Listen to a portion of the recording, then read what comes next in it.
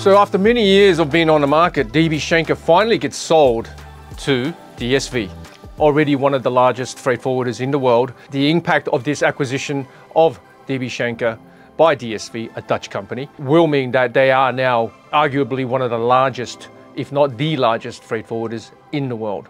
Now, what does that mean for you? Be it you're one of the existing staff of both DSV and Schenker, or what does that mean for you if you're one of the company's customers or suppliers? Let's get into it. We did an episode a few months ago talking about all of the ramifications, what happens when one company buys another company, when it's a multinational, some of the pitfalls that we can go through and what are the opportunities and what have you. So now DB Schenker finally being sold to DSV. This will effectively make him into one of the biggest companies by way of revenue. They will be projected to make nearly 40 billion in revenue. The deal itself is worth just a tad over 14 billion, which is absolutely huge amount of money. What's more important to address this is that this isn't really about two companies coming together, extending reach. Sure, there will be a part of that, but this is almost a point where how big can you really get when you go and buy another company that has almost the same number of staff as you, right? Both companies are just shy of 80,000 employees, and believe me, a good portion of them will be gone very, very soon. There will be a lot of customers that will be dropping off the table for the two companies. Sure, this may be one of the strategic moves of DSV or taking out one of their competitors, and no doubt both of these companies will have customers of the enterprise size globally, and by way of them coming together, that effectively takes the competition out. One would suggest that, well, great, you know, no longer competition, these customers will stay with these two companies. Seldom is that ever the case, because more often than not, when you have 70,000 employees, adding another 70,000 employees, you are going to get a lot of conflict. I don't care what systems you're using. I don't care what type of messaging these CEOs are saying and so forth. Getting people to just agree on things is a daily struggle. My personal prediction will be like within 5 years, there'll probably be only 100,000 of them left, if that. There will be a lot of overlapping and conflicts of interest by way of human resources, and there'll be a lot of disgruntled people within these two organizations as a result of this merging, because more often than not, this will make sense on the balance sheet or the profit loss, but it will seldom make sense when it comes to individual human level, right? So what does that mean for the industry? For the small to medium-sized companies, which is us, it won't have any impact whatsoever, because the bigger they get, the easier it is for us to be more nimble around them. And there'll be a great majority of the world's portfolio of business these large companies are simply not equipped nor willing to service, because whatever revenue they're making from these, you know, majority of the SMEs and what have you, simply isn't going to scratch their nationwide budgets that they have set. Now, for the enterprise clients, this will mean one of two things. Either it's going to make your life infinitely better, or it's going to throw many spanners that wasn't there previously into the works. And if you're one of those customers, enterprise clients, please heed my advice. This is your opportunity to have very robust conversations, to get a better deal in terms of pricing, and to make sure whatever unsatisfactory situations that you're experiencing, this is your one moment to address them. Because believe me, both of these companies, sales teams or whatever teams, business development teams, they'll be going out there actively trying to make sure the leak is limited. But let's be real now. Of course they're going to have leaks. They're going to have a lot of leaks, to be honest.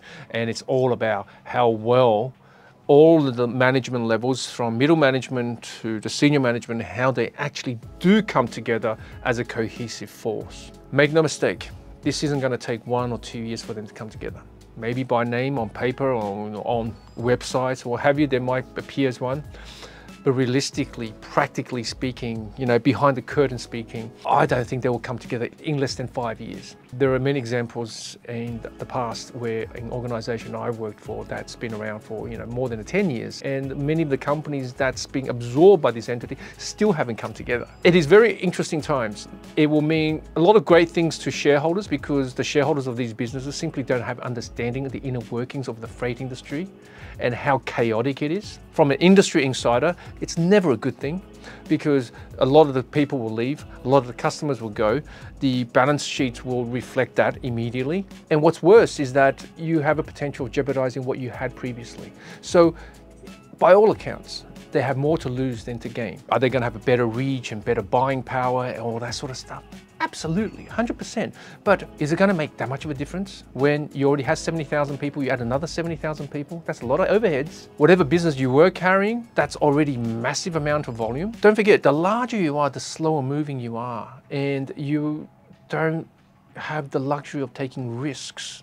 And suppliers will be watching very, very closely in terms of what that means to them, because some of us will just be stupid enough to think, well, because we're bigger now, they'll be going to the supplier and say, hey, because we're going to give you this much volume, we want a better rate.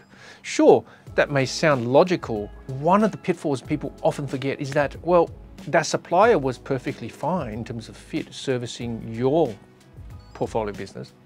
Now you've added all this additional business. Now, if you've got a hungry supplier, they're going to say, yes, yes, yes, we'll give you a better rate. But do they actually have the capacity to handle more business, right? There will be a few that's going to, the eyes are going to be bigger than their stomachs, and they're going to want to say yes, and then invariably they can't service it because they don't have the multitude of billions of dollars that you guys have. Therefore, all the business that they were handling gets jeopardized, along with whatever business they were clawing into them. So this is probably one of the biggest headaches that senior management is going through now. I've read some commentary by some of the CEOs from both companies. Believe me, half of them won't be there within 12 months. Those are the realities of the commercial world. Is it all surprising? Absolutely not.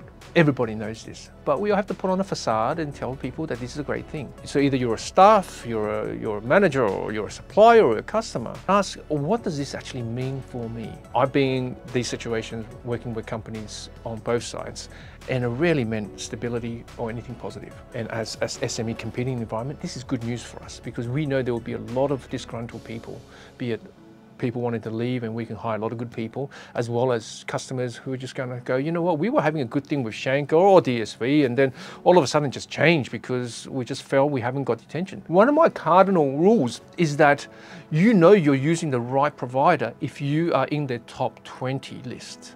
Now think about this one. You were in the top 20 list of DB Schenker. Now they're just being bought by DSV. You may not be on that list anymore. Companies get large and they boil over like volcanoes, and they splatter into little parts. Smaller companies eat it up, and then we become bigger. And this is the natural cycle of when companies grow and merge. So yeah, a lot of good folks out there working for DSV, a lot of good folks out there working for DB Schenker. The odds are against them because it's just massive, massive challenges and hurdles. Too many variables to even count.